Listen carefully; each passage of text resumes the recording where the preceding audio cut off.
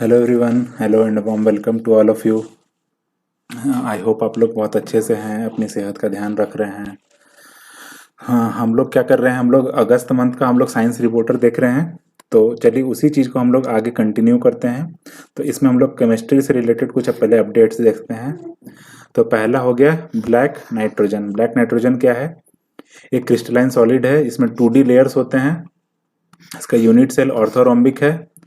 इसके nitrogen items जो हैं वो क्रॉस लिंक्ड हैं इन यूनिफॉर्म जिगजैग पैटर्न है, जिगजैग पैटर्न में है, ठीक है। It resembles black phosphorus in structure and appearance.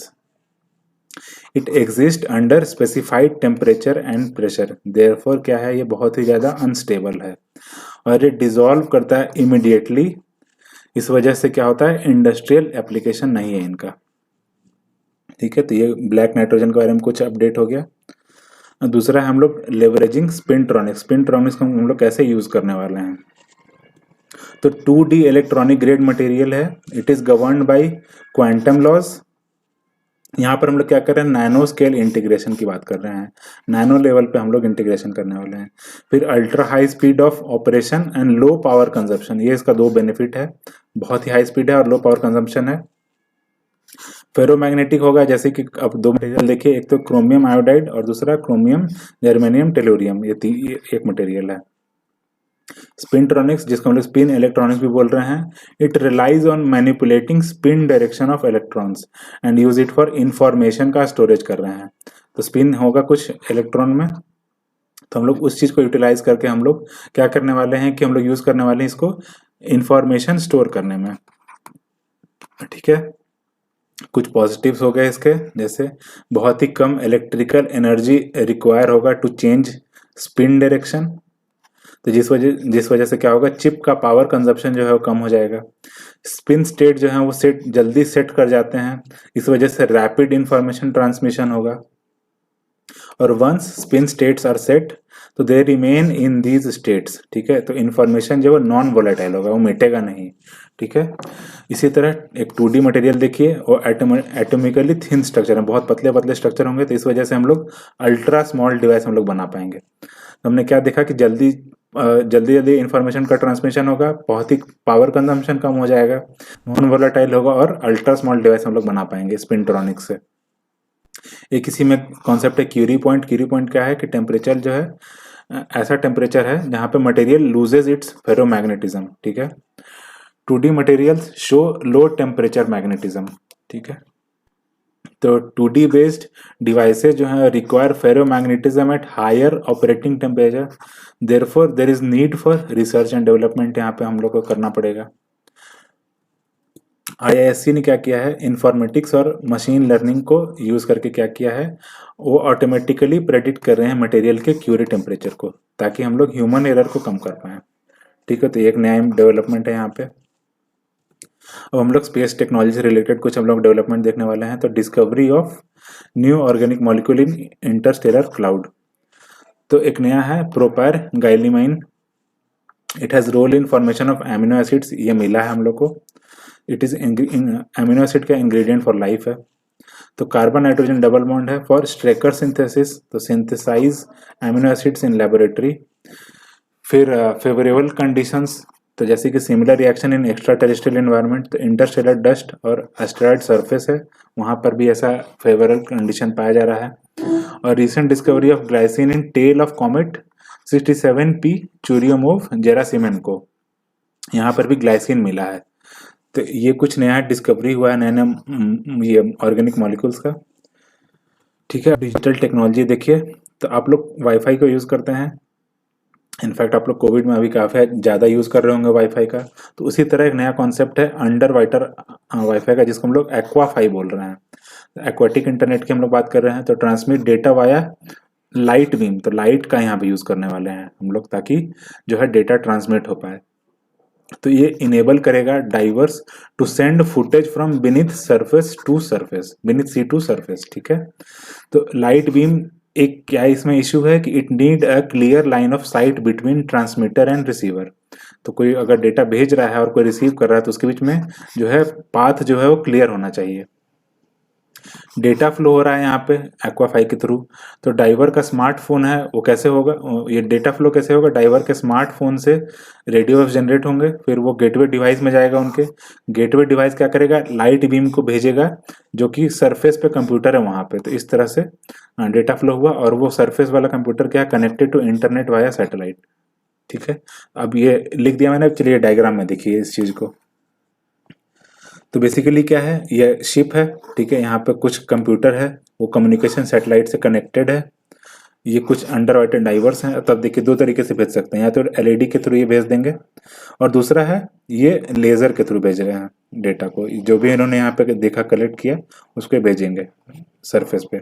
तो इस चीज़ को हम लोग जूम करके देख रहे हैं। तो यहाँ देखिए क्या है, देखिए उनके हाथ में एक मोबाइल है, तो इसके थ्रू वो क्या करेंगे कि ये इनका ये जो इनके बैक पे ये डिवाइस अटैच्ड है, तो इस ये वाईफाई के थ्रू उन्होंने यहाँ पे भेजा, और इसके थ्रू फिर वो लाइट के थ्रू वो कंप्यूटर ये सरफेस है वहाँ से कम्युनिकेट करेंगे। तो इस तरह से डेटा का ट्रांसमिशन हो गया। ठीक है, अब हम लोग कुछ एमसीक्यूज देखने वाले हैं जो कि ग्रोथ एंड इन्वायरमेंटल फिजियोलॉजी से रिलेटेड है। तो पहला क्वेश्चन है, layer from which bone develops during prenatal life. Layer from which bone develops during prenatal life is mesoderm.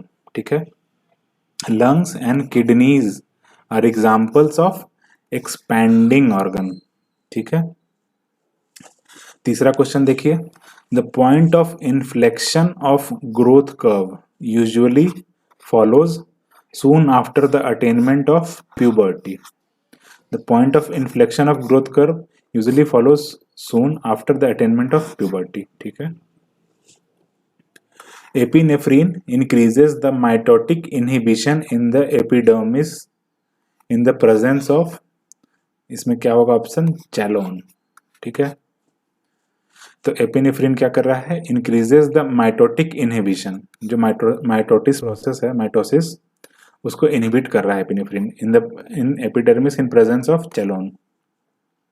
फिर which of the following formula is the most common for measuring body weight in cattle and buffaloes. मतलब cattle और buffaloes में body weight measure करने में कौन सा formula का हम लोग यूज कर रहे हैं, शैफर्स फॉर्मूला। ठीक है, अगला चीज देखते हैं, विच of the following formula is widely used for measuring body weight in Indian cattle. तो इंडियन में हम लोग क्या यूज कर रहे हैं, शैफर फॉर्मूला का एक मॉडिफाइड वर्जन है, अग्रवाल्स मॉडिफाइड शैफर फॉर्मूला, ये इंडियन कैटल के लिए स्पेसिफिकली है। ठीक है, अगला क्वेश्चन देखते हैं, when physiological processes repeat more or less at a constant interval the phenomenon is known as circadian rhythm. जो भी आप डेली रूटीन आपका है वो आप रिपीट करते हैं, तो उसी को हम लोग बोल रहे हैं सर्कैडियन रिदम। ठीक है,